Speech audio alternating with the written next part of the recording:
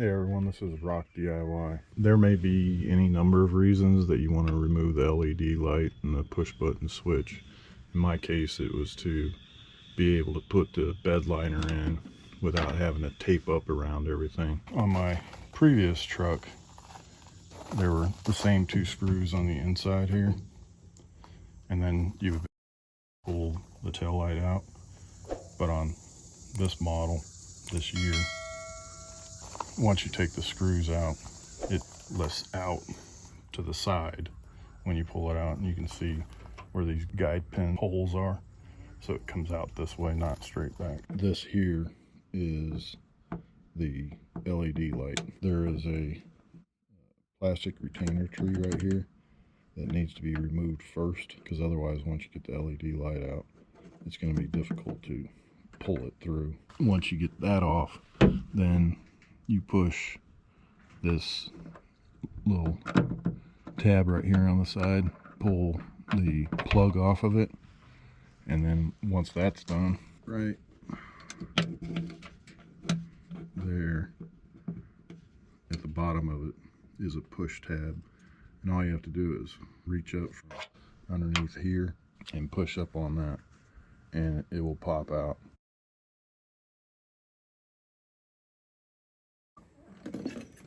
This is the LED light that goes on this side, and when you remove the tail light, to remove this light, the top has a tab on it, and then at the bottom it's got a push tab, and if you just push the tab up from the bottom, you can just lift it out. The push button switch is right here.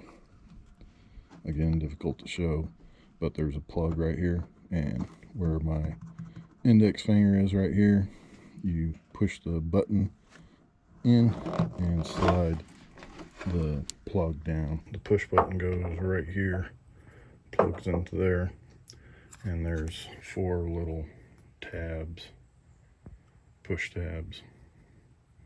And this thing sits in there so tight that if you don't get all 4 of them loose and try to lift it out, it's not coming out. So you gotta kind of pull on the edge of it from the front while pushing those tabs in, and then it'll come out. These are the only tools that you'll need. You can use a wrench or a ratchet with a 8mm socket. Any number of tools that you can use to push the tabs in or pry up on the push button switch. These work for me.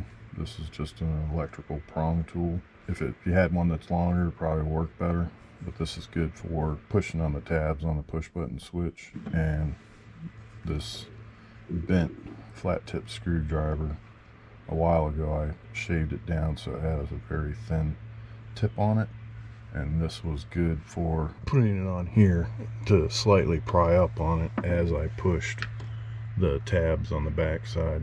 And those are the only tools that you'll need.